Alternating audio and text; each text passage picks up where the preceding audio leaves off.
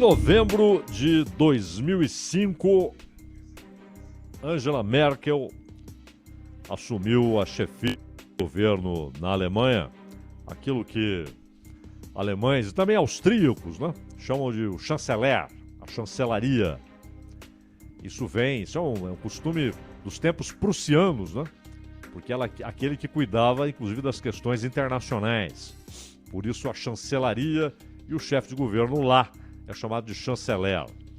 E a gente sempre faz questão de falar que é o chefe de governo, porque, claro, para nós, chanceler é o ministro das Relações Internacionais, como é em boa parte do mundo, né? E então, de qualquer maneira, nós temos aí uma era que se encerra, não apenas pelo tempo, não é? Aliás, a Merkel ela vai se aproximar da marca do histórico Helmut Kohl, que ficou 16 anos e alguns dias, acho que 20 dias aproximadamente, 16 anos e 20 dias, e o Helmut Kohl que foi, junto com o Mitterrand, e olha que os dois pensavam muito diferente, mas os dois foram os grandes articuladores para a consolidação da União Europeia. Um processo que vinha desde lá do mercado único de carvão e aço, né? E que desemboca na União Europeia. Na minha opinião, um gravíssimo erro, mas histórico, sem dúvida, o que foi feito pelo Helmut Kohl, e também foi o sujeito que bancou a reunificação da Alemanha. E o custo econômico disso, que aí inclusive foi para além do governo dele, chegou Schröder e chegou o governo da Merkel. Pagar a conta da reunificação. Isso provocou no início ali alguma inflação, a necessidade de bancar o rápido desenvolvimento econômico e social, aquilo que o Ronald e eu falávamos há pouco, né? Aqui eles não conseguem estabelecer um critério mínimo de igualdade, no sentido mais puro da palavra, nem antena para sinal de internet. E lá houve um esforço tremendo para que o leste tivesse um ritmo rápido de crescimento econômico, muito investimento, para reduzir rapidamente e drasticamente as grandes desigualdades, que ainda existem. Claro, a Alemanha tem 16 estados, né? Então não são todos iguais, com o mesmo nível de prosperidade, isso é óbvio. E há também diferenças culturais ainda, do leste para o oeste. Afinal de contas, o leste ficou anos sob uma ditadura, né? A ditadura do Partido Comunista, que por sua vez era quase um escritório de representação da União Soviética, que controlava aqueles países todos por intermédio do Comintern, né? Então, a Merkel, que aliás viveu anos de sua vida na Alemanha Oriental, isso é interessante, nas paranoias, né, que existem, no primeiro momento havia aqueles que a enxergavam como uma espiã, essas teorias conspiratórias baratas, né, que se desenrolam, uma agente do leste, essas bobagens. E a Merkel aprendeu muito com o Helmut Kohl. São figuras muito distintas, muito diferentes, né? O Kohl expansivo e a Merkel serena, tímida nas relações sociais, né? Discretíssima. E enfrentou desafios. Você fica 16 anos no poder, é claro que você vai enfrentar desafios. E ela se saiu muito bem. Merkel não está, claro, quando você analisa a história, ela não está para a Europa como está Churchill. É claro que não. Mesmo a Thatcher, porque eram momentos de desafios maiores. E aí a prova foi maior. E quem passa numa prova maior, mais difícil, sai maior ainda. E ela não teve provas tão duras. Mas os alemães não queriam um histriônico naquele momento. Não queriam alguém que estivesse enfrentando grandes crises, porque não queriam saber de grandes crises. Queriam alguém que personificasse a serenidade que o país buscava. Hoje as coisas mudaram. Nas últimas eleições já havia ficado claro que Merkel vinha perdendo algum apoio. Primeiro, mesmo para a Alemanha, que tem a maior economia da Europa e que é, claro, no Brasil costumam dizer que São Paulo é a locomotiva do país, né? A Alemanha é, em boa medida, a locomotiva da Europa. Então, é claro que em 2008 houve sofrimentos com aquela crise, houve impacto na economia alemã, crescimentos tímidos, problemas para absorção de mão de obra, de jovens que chegam ao mercado de trabalho. É que eles têm todo um mecanismo de proteção social. O sujeito não é atirado à miséria, né, quando não encontra trabalho. E há a questão da imigração. E aí está um ponto interessante. Porque foram os alemães quem lá atrás cunharam a expressão guerra cultural. E era, na verdade, isso há séculos. Era uma referência aos embates entre católicos e protestantes. Ou luteranos, como no caso da Alemanha, ou calvinistas, como no caso da Inglaterra, na França também havia muitos calvinistas. Mas a expressão guerra cultural é alemã. E a guerra cultural, em outros níveis, por outras razões, já não nada a ver com protestantes e católicos, ela também foi parte daquele caldo de cultura que produziu o mais canalha dos regimes dos tempos modernos, o nazismo. E a Alemanha, naquele momento, era um país com a economia destroçada, né? A Alemanha atravessou os anos 20 convivendo com hiperinflação, com desemprego, com problemas sociais graves, com muita gente sem poder comer o suficiente. Aquele país que tinha uma origem rica, desde a sua unificação com o Bismarck, vivia ali uma crise terrível, pagando um preço alto pela derrota na Primeira Guerra Mundial.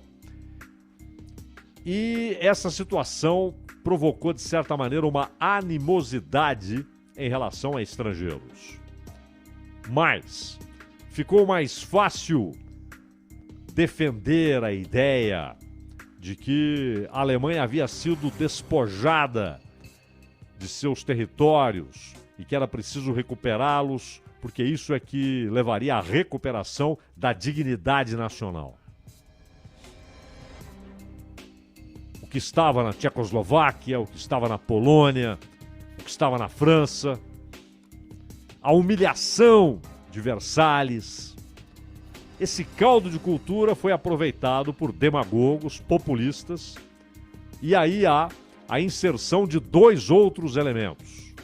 Para uma elite, a ideia da recuperação do classicismo greco-romano, e aí influência inclusive do pensador alemão Nietzsche, que, claro, não estava vivo. Nietzsche morreu em 1900, mas o seu pensamento influenciou muito aquela geração de líderes nazistas. E também no antissemitismo. E esse foi usado não apenas na pregação para as elites, mas na pregação para o povo de maneira geral. Era preciso eleger um culpado.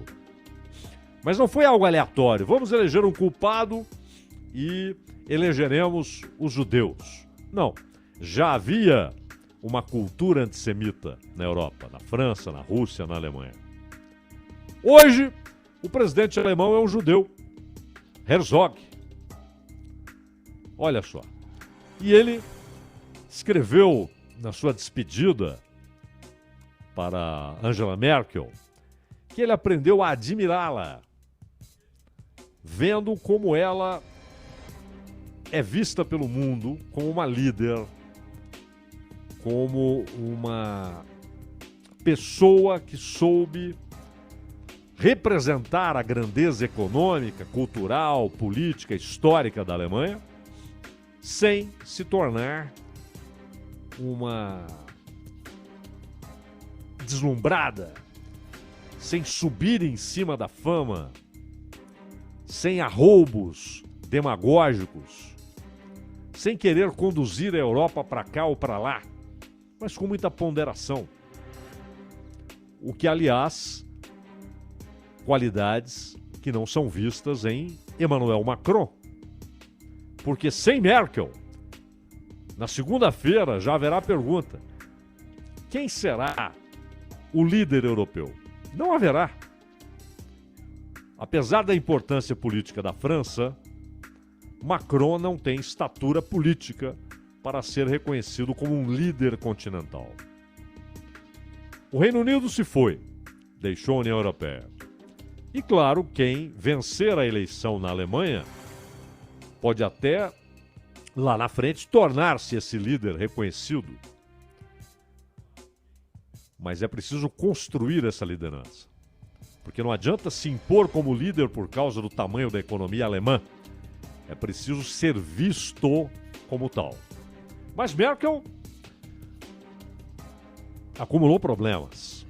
Na crise dos imigrantes, ela abriu as portas para 1 milhão de imigrantes. E isso foi o início da perda considerável de popularidade da chefe de governo da Alemanha. Boa parte da sociedade alemã não aceitou aquela decisão de Merkel. Ela acabou conseguindo apoio dos partidos, a social-democracia, até por seu passado, né? A social-democracia é um partido do século XIX. Aliás, era um partido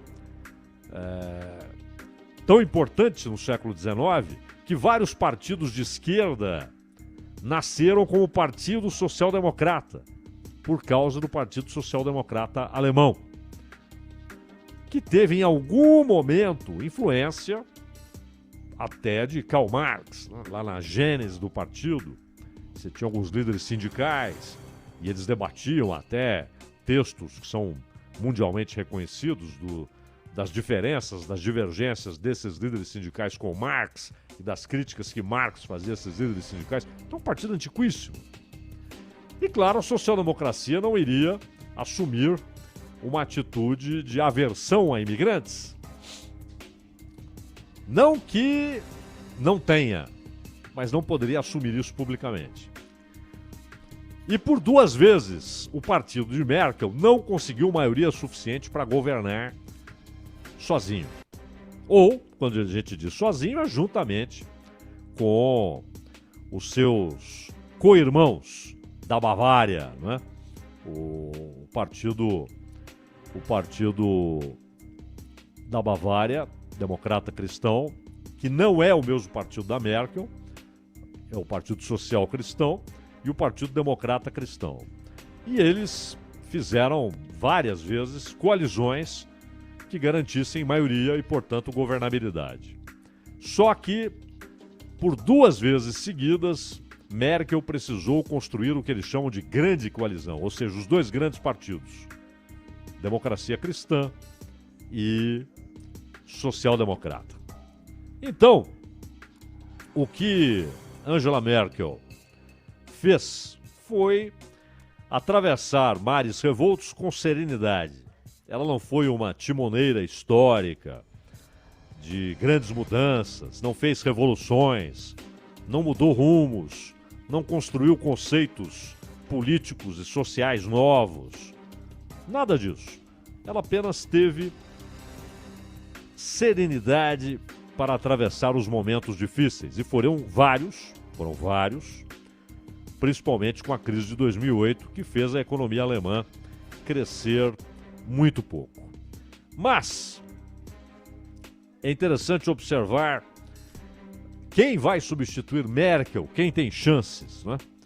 E exatamente por haver essa coalizão que citamos, é que o ministro de Merkel, porém hoje oponente do partido de Merkel, um social-democrata, Olaf Scholz, é que tem as maiores chances. O partido de Merkel apoia Armin Laschet, que inicialmente foi apresentado como herdeiro político da Merkel. E começou lá atrás nas pesquisas, começou muito bem, sendo apontado como alguém que poderia garantir nova vitória para a democracia cristã. Só que, no começo da campanha, ele fez declarações desastradas e desastrosas. Depois se redimiu, se desculpou, passou a adotar um tom mais ameno, mas o estrago estava feito. O estrago estava feito e o Laschet perdeu votos. Recuperou parte do apoio nesta semana, que é quando importa, né? Há poucos dias da eleição, que será depois de amanhã, o Laschet conseguiu algum crescimento.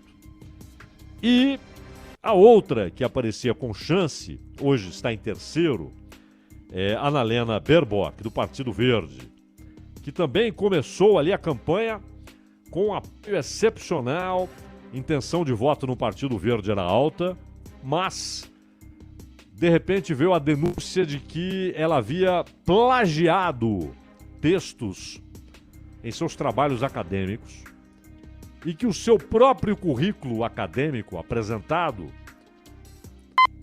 ele não é exato. Há dúvidas sobre a veracidade plena do currículo de Annalena Baerbock. Os alemães não votam nas pessoas ali, nesses líderes. Aliás, é uma eleição interessante, porque eles fazem... O sujeito faz 2 votos ali. Ele vota 2 vezes. O eleitor vai lá, o que quiser, né? Abrindo parênteses. Vota quem quer. Vota quem quer. Porque essa coisa ridícula do voto obrigatório é um atestado de subdesenvolvimento político. É um atestado de um Estado cartorial e tutelar. E é o que o Brasil faz, né? Voto obrigatório. Argentina até a prévia é obrigatória. Coisa ridícula. Na Alemanha, vota quem quer. Como deve ser. Ninguém pode tirar do eleitor o direito de votar, ninguém pode tirar do eleitor o direito de não votar. Simples, é uma analogia. Então o eleitor vai lá, aquele que quer votar. Aí ele vota no candidato que ele quer na cadeira daquele distrito. Por que eles chamam de distrital misto? Porque ele vota no candidato e a eleição majoritária. Não é? Você tem um grupo de candidatos, cada um de um partido ali, buscando uma cadeira do distrito. E aí é voto majoritário. Quem tem mais voto leva. Porém, ele vota também, um segundo voto, na lista partidária. Todos aqueles que ganham a eleição majoritária para representarem os distritos, todos eles têm cadeira garantida. Só que a votação na lista partidária, ela faz com que o parlamento tenha um número móvel. Então, se alguém perguntar assim, quantos parlamentares existem na Alemanha? Quantas cadeiras há no parlamento alemão? A resposta é, depende. Há um número mínimo, 500 e alguma coisa, número mínimo. Não pode haver menos de 500 e poucos deputados. Mas pode haver mais de 700. Porque depende exatamente da votação nas listas partidárias. Então, é claro que o tamanho de cada bancada dependerá do tamanho do parlamento. Não sabemos ainda qual será o tamanho da bancada da social-democracia em termos percentuais, porque não sabemos o tamanho do conjunto. Qual será o tamanho do parlamento? Quantas cadeiras haverá? Por causa dessa peculiaridade da votação na Alemanha. E aí, esses três, porque aí o partido que conseguir ter maioria, e aí mesmo que não seja só com seus votos, mas ele busca apoios, aquele que conseguir formar um governo com apoio no parlamento, o seu líder será o primeiro-ministro, será o chefe de governo. Substituirá Merkel. Então, na realidade, são 3 os que têm os que têm alguma chance. Olaf Scholz, Armin Laschet, a disputa parece muito mais entre os dois, e a candidata dos Verdes, Annalena Baerbock. Como ninguém terá, pelo menos as pesquisas mostram isso, maioria para governar sozinho, não, eu tenho uma bancada aqui que me dá a maioria suficiente, eu tenho governabilidade, apoio do parlamento e não quero coalizão. Não haverá isso, pelo menos as pesquisas mostram que não, e será preciso fazer alianças formais. E uma aliança se faz como? Não é distribuindo cargo em estatal, não é dando dinheiro, mas é estabelecendo um programa comum. Tem de ser registrado o programa. Então, digamos que a social-democracia faça uma aliança com o Partido Verde. E aí eles elaboram um programa comum, porque como é que eles vão fazer um governo unificado se eles não têm um programa comum capaz de uni-los? Então eles fazem um programa, e esse programa, interessante isso, Ronald, ele é registrado publicamente e o governo tem de se ater ao que está naquele programa. Claro, diante de crises e circunstâncias novas, ele vai buscar políticas novas com apoio do parlamento. Mas ele tem de seguir aquele programa que foi apresentado à sociedade. Ele não pode apelar por estelionato eleitoral. E o Scholz, o que ele está dizendo? Que ele topa uma coalizão com os Verdes, mas o que ele não topa é uma coalizão com a Die Linke, que é um partido de esquerda, e não topa uma coalizão nem a pau com a Alternativa para a Alemanha, que, por enquanto, consegue dizer para a maioria da sociedade alemã que não é um partido neonazista. Embora, claramente, tenha afinidades com o nazismo, em alguns pontos, outros não. Tem discussões internas, por exemplo, a respeito de questões de costumes e até a questão judaica. O fato é que muita gente receia que a Alternativa para a Alemanha seja fora do poder uma coisa, e se chegar ao poder será outra. E pode fazer a Alemanha ter de enfrentar outra vez fantasmas historicamente tão recentes, né? Mas o partido diz que não é nazista. É bom lembrar que na Alemanha a propaganda nazista é proibida, símbolos nazistas são proibidos. E a Alemanha, insisto, tem hoje um presidente judeu. Só que no ano passado, por exemplo, foram cerca de 500 ataques. Isso até quando eu vi. Em 2019, na verdade. 500 ataques contra cemitérios de judeus, contra edifícios de judeus, contra sinagogas. Não só na Alemanha, hein? Na Inglaterra, na França. A canalice do antissemitismo volta a dar as caras na Europa. Tão pouco tempo depois do mais canalha dos regimes dos tempos modernos, que foi o nazismo, o antissemitismo volta a dar as caras. A esquerda e a direita. Lamentável. E nos Estados Unidos. Tivemos agora um ataque em Los Angeles. Nos Estados Unidos. Já houve em São Francisco. Então, a Alemanha, mais do que qualquer outro país, sabe quais são os seus fantasmas recentes. E o nazismo é o principal deles. Por isso, nem na democracia cristã, nem na social-democracia, há qualquer sinal de que aceitariam uma coalizão com a Alternativa para a Alemanha. Então será um dos dois, provavelmente democracia cristã ou social-democracia no poder. A questão é quem participará da coalizão. E não se descarta a possibilidade de uma nova grande coalizão, só que agora sem ter Merkel, sem ter alguém da democracia cristã como chefe de governo, e talvez o Olaf Scholz representando a Sesc Centenária Social-Democracia Alemã. Ronald. Bandeirantes acontece aqui na Rádio Bandeirantes e este assunto de abertura do Acontece vira podcast na sequência com o Entendendo a Notícia. Tá no site, tá nos principais agregadores de podcast para você. Rede Bandeirantes de Rádio.